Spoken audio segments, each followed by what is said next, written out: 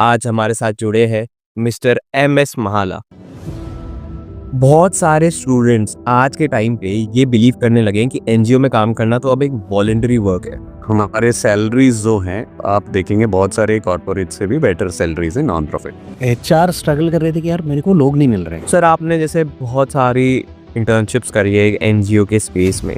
देखो इंटर्नशिप्स मुझे लगता है इस सेक्टर को समझने का बहुत इजी और आसान तरीका है। बहुत ग्रोथ है, जिस तरह से फंडिंग इमर्ज हो रही है, जिस तरह से टैलेंट की सप्लाई कम है इस सेक्टर में, ग्रोथ पाथवे आपके लिए कितना अपॉर्चुनिटी है। There is a unexplored territory that you have to get into this sector. नमस्कार, स्वागत है आप सभी का बिल्डिंग भारत की एक और पॉडकास्ट में। मेरे से कई बार स्टूडेंट से पूछते हैं कि अगर हम एनजीओ में इंटर्नशिप करें तो क्या उससे मेरे करियर में कोई वैल्यू ऐड होगी, क्या मुझे कोई स्टाइपेंड मिलेगा, क्या इससे मेरे को बेहतर जॉब्स मिलने में आसानी होगी। तो आज हम यही सब सवालों का जवाब देने आए। आज हमारे साथ जुड़े हैं मिस्टर एम.एस. महाला, जो कि ग्राउंड जीरो के को फाउंडर है, जो कि भारत का गो टू प्लेटफॉर्म है फॉर नॉन प्रॉफिट टैलेंट। और इस प्लेटफॉर्म ने 1000 से भी ज्यादा ऑर्गेनाइजेशन को हायरिंग करने में मदद करी। Mister M S. महाला ने बैचलर ऑफ आर्ट्स परस्यू करी थी फ्रॉम बनारस हिंदू यूनिवर्सिटी और masters from Azim Premji university. इन्होंने बहुत closely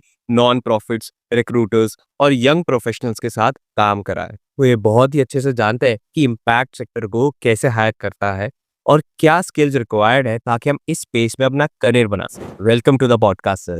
thank you so much Aman, I am very excited to be part of this conversation. Okay sir, so questions की तरफ चलते हैं। तो सर बहुत सारे स्टूडेंट्स आज के टाइम पे ये बिलीव करने लगे हैं कि एनजीओ में काम करना तो अब एक वॉलंटरी वर्क है, कि हम बस वहां जाके हमें वॉलंटियर करना है। तो आप इस सोशल और इम्पैक्ट सेक्टर को इंडिया में आप उसकी पिक्चर कैसे देखते हैं?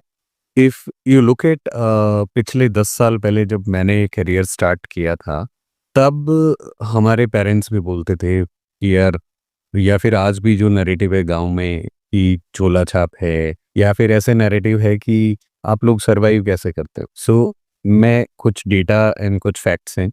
जैसे आप ग्राउंड जीरो के वेबसाइट पे जाएंगे, groundzero.community, तो आप देखेंगे कि वहाँ पे हमारे सैलरीज जो हैं आप देखेंगे बहुत सारे कॉर्पोरेट से भी बेटर सैलरीज है नॉन प्रॉफिट। आप समझ सकते हो इंडियन रेलवे को देश में सबसे बड़ा एम्प्लॉयर माना जाता है और यहाँ इकोसिस्टम में 27-28 लाख लोग, एंड ये डेटा भी पुराना है, 2-4 साल पुराना। तो आप समझ सकते हो कितने लोग एम्प्लॉयड हैं। इस का सेवा से आगे निकल के एक फुल फ्लेज्ड प्रोफेशनल कैरियर बनने लग गया है सेक्टर। सो सेक्टर ने बहुत तरक्की करी है, बहुत सारा फंड है, फिलैंथ्रोपीज हैं, फैमिली फाउंडेशंस हैं, CSR हैं, they investing on social causes और putting their money to do some good for society. और जैसे हम कॉलेज स्टूडेंट्स को देखते हैं कि एनजीओ में इंटर्नशिप करते हैं, पर वो and up doing the work of promotion करने का या फिर collecting donations from friends and family. तो आप इसको कैसे देखते हैं कि ये कोई एक्सपोजर देगा भी या फिर बस एक्सप्लॉयटेशन है the name of internship? Correct, ये बहुत अच्छा सवाल है। इसमें मेरे को ये कहना है कि देखो, ये आज से 10 साल 20 साल पहले होता होगा। आज जो फंडिंग है, नॉन प्रॉफिट्स की जो फंडिंग आती है, वो रिटेल फंडिंग नहीं है या क्राउड फंडिंग ही नहीं है। वो CSR से फंडिंग आ रही है, फैमिली फिलैंथ्रोपी से आ रही है या फैमिली फाउंडेशन से आ रही है। अब यहाँ पे जो बहुत छोटे संस्थाएं होते हैं वो जनरली क्या करते हैं, they look for people who can do crowd funding. So that's a very very, I don't think less than 0.1 something percentage non-profit might have asked. If non-profit today asking, I don't think this is the or the candidate have a is on the right space. Maybe there are sort of non-profit where you can look. There are non-profit listed on our platform as well. We have WhatsApp channel as well, and there are 10 people also. I'll share link with you, Naman, so you can put in the description on people whom to follow for opportunities or internships. You look at these are non-profits which are keep on looking for interns. Crowdfunding is one function. There are other functions, like I said, HR, admin, comms, program implementation, program design, proposal writing. So different. If you're doing crowdfunding, could be demand or maybe requirement of that particular non-profit. But this is not the non-profit ecosystem as a whole. There are different opportunities, and the sector also started paying even at Ground Zero, or maybe the partner that we have at Ground Zero. They don't encourage unpaid interns. Even if we pay small, we pay, and we have clear objectives or learning pathways for the interns. If you're coming, what is something that you wanted to learn? And while you're learning, why don't you help us with 1 or 2 or 3 things while you're learning? And then maybe there is a stipend that is parked. So unpaid is definitely, it's in general, if they're struggling with fund, they look for support. So you need to take a call. But there are non-profit who can pay for your internship stipend. They have a clear objectives. They have requirement in different functions or maybe different level. क्या factors हमें evaluate करने हैं अगर हम लो stipend वाली internship में जा रहे हैं, अनपेड में जा रहे हैं? हमें क्या देखना है कि is it really worth joining? So एक डायरेक्टरी है, give.do करके एक वेबसाइट है गिव इंडिया की, उस पे सारे नॉन प्रॉफिट लिस्टेड है मोस्टली, या फिर आप गाइड स्टार देखें, वहां पे बहुत सारे नॉन प्रॉफिट लिस्टेड है. You just put filter location, thematic area, and then आप देखो. आप उन नॉन प्रॉफिट की वेबसाइट पे जाएंगे. It's a mandatory thing that they put there annual report कि उन्होंने क्या काम कर रहे हैं, किस पे काम कर रहे हैं, कितना बजट से, एनुअल बजट से. So you just read and you'll be able to figure out if this is something that you're calling. अगर आप इंटर्नशिप देख रहे हैं, नॉन प्रॉफिट सेक्टर के बहुत सारे leader, founder, co founder are very active on the LinkedIn. So you reach out to founders or maybe HRs or leaders directly and say that I have this thought, I want to work with you or I want to work on certain things, and then collaborate. So जब आप internship देखो तो और आपका interest match कराओ पहले, कि अगर आपको एजुकेशन में काम करना है तो आप एजुकेशन जैसी संस्थाएं देखो, आप वैसे नॉन प्रॉफिट देखो. अगर आपको पब्लिक हेल्थ में काम करना है तो पब्लिक हेल्थ के नॉन प्रॉफिट के साथ काम करो. अगर आपको लगता है कि नहीं, मेरे को थीमेटिक में इंटरेस्ट नहीं है बट मेरे को स्टोरीज लिखने में इंटरेस्ट है, तो आप किसी भी तरह के नॉन प्रॉफिट में चले जाओ. अगर आपको HR सीखना है, आप MBA इन HR कर रहे हैं, बहुत सारी संस्थाएं करा रही हैं, तो आप HR फंक्शन में काम करिए. HR में भी अब बहुत सारा डाइवर्सिफिकेशन है. कुछ लोग OD पे काम करते हैं, कुछ लोग TA पे काम करते हैं, टैलेंट एक्विजिशन पे, कुछ day to day people function पे काम करते हैं. तो आपको जहां इंटरेस्ट है उस तरह का, तो पहले आप किसी को डायरेक्ट अगर आप अप्रोच करेंगे कि मेरे को इंटर्नशिप करना है, you are being open ended. आज के टाइम पे सबसे इन डिमांड स्किल क्या है इस सेक्टर में कि भाई ये तो चाहिए ही चाहिए? हाँ, सो सेक्टर में जैसे मैंने बोला, एक तो एम्पैथी सबसे इम्पोर्टेंट रिक्वायरमेंट है. आप में क्या कोलैबोरेशन वाला भावना होना चाहिए, कि ऐसा नहीं है नमन को काम दिया है या MS को काम दिया है तो MS अपना काम करेगा, नमन अपना करेगा. I will be helping Naman if Naman needs support, or maybe someone else in team needs some support and Naman has bandwidth. So लोग बहुत empathetic हैं, बहुत collaboration वाला भाव है. Other is flexibility, क्योंकि आप 9 to 5 जॉब है बहुत सारे रोल्स में नॉन प्रॉफिट में, बट बहुत सारे रोल ऐसे भी हैं जहाँ पे आपको 9 to 5 काम करने को नहीं मिलेगा. क्योंकि फॉर एग्जाम्पल आप सोचिए, एक गांव में आप महिलाओं के साथ काम कर रहे हैं, उनका एक FPO बना रहे हैं या SHG का समूह बना रहे हैं. अब ये महिलाएं टिपिकली कब फ्री होती हैं, या जो पुरुष हैं वो काम पे जा रहे हैं, दिहाड़ी कर रहे हैं, आप उनके साथ शाम को बैठना पड़ेगा. So there are role demands. If I summarise, flexibility, collaboration, accountability and empathy.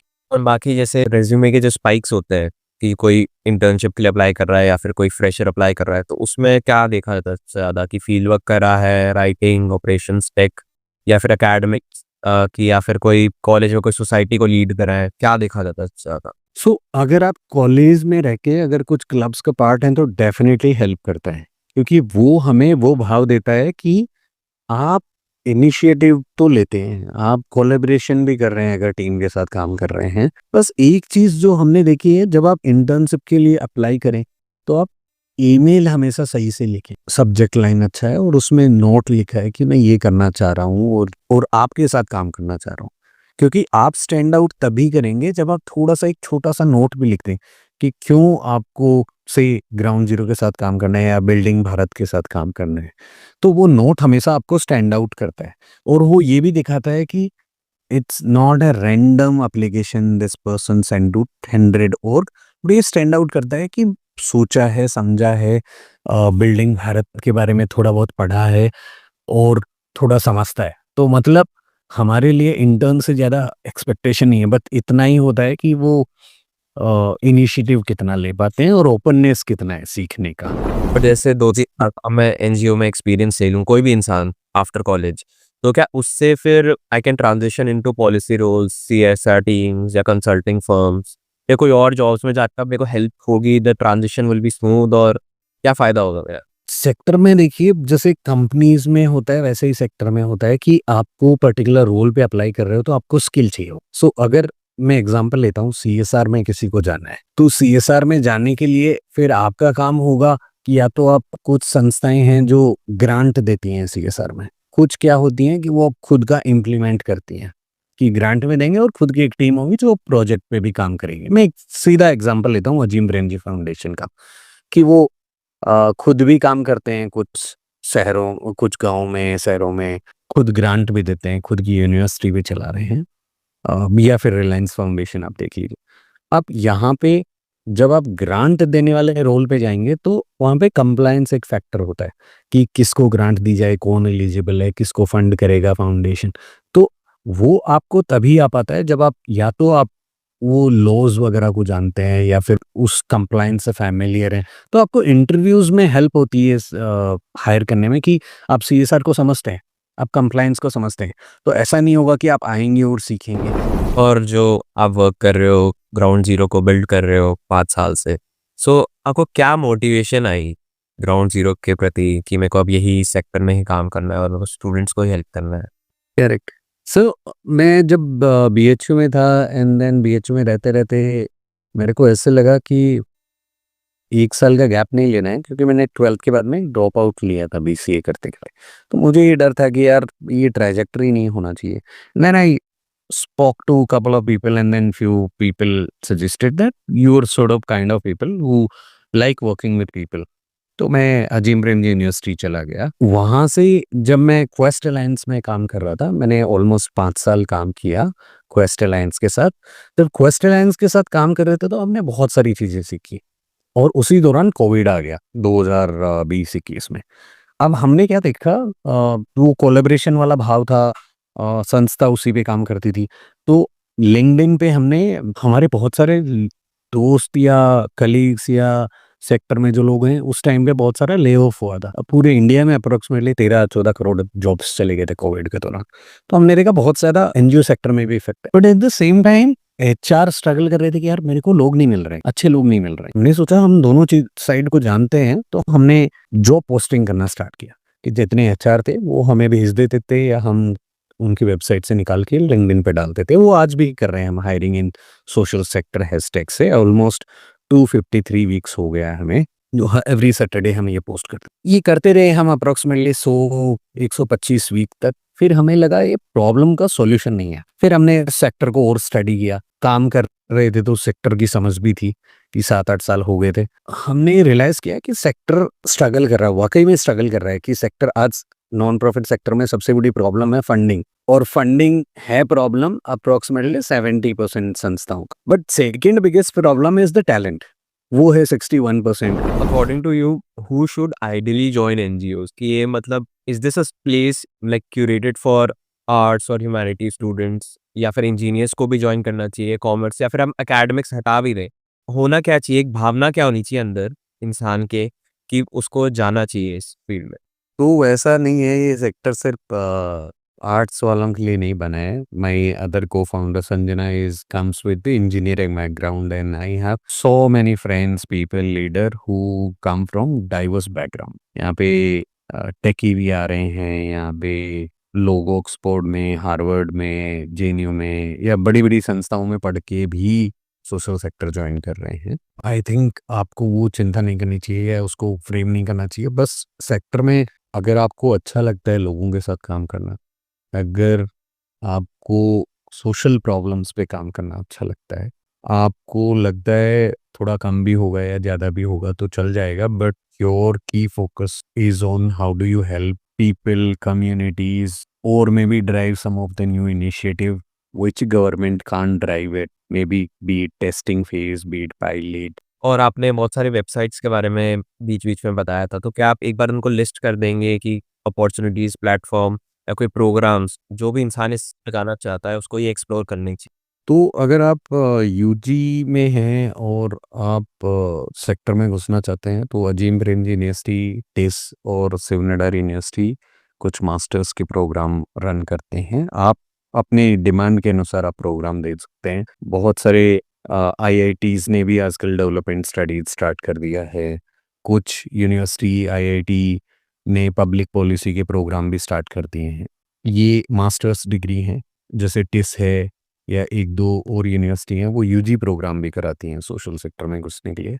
अगर आपने यूजी कर लिया और आपको लगता है कि नहीं मैं मास्टर्स डिग्री 2 साल नहीं दे सकता, तो आप आईएसडीएम का एक 10 मंथ का प्रोग्राम होता है, वो भी कर सकते हैं। अगर पब्लिक पॉलिसी में जाना है तो आईएसपीबी करके एक संस्था है, उसमें जा सकते हैं, Indian school of public policy. फिर अगर आपको मान लीजिए आप सेक्टर में, प्राइवेट सेक्टर में काम कर रहे हैं या कॉरपोरेट्स में हैं, उन सेक्टर में आना चाहते हैं और आपको सेक्टर का अंडरस्टैंडिंग बिल्ड करनी है, तो आईएलएसएस कुछ प्रोग्राम रन करता है डिफरेंट वर्टिकल्स के, तो आप वहाँ से कुछ छोटा 3 महीने का 2 महीने का वो कर सकते हैं।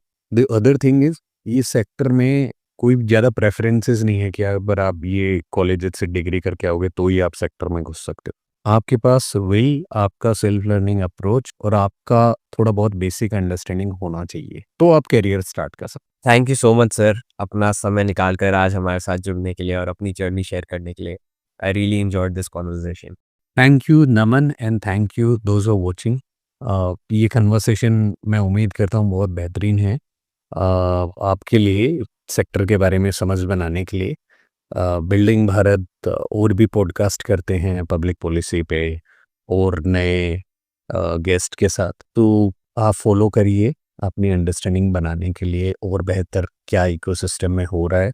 And Naman wanted to appreciate you, Hariom and team, that you have taken this initiative to voice out and take voices from not just boardroom or maybe the rooms, and taking that or maybe making these insights accessible to everyone. It's a very just wanted to appreciate Building Bharat team as well. So thank you so much for hosting me. Thank you so much sir.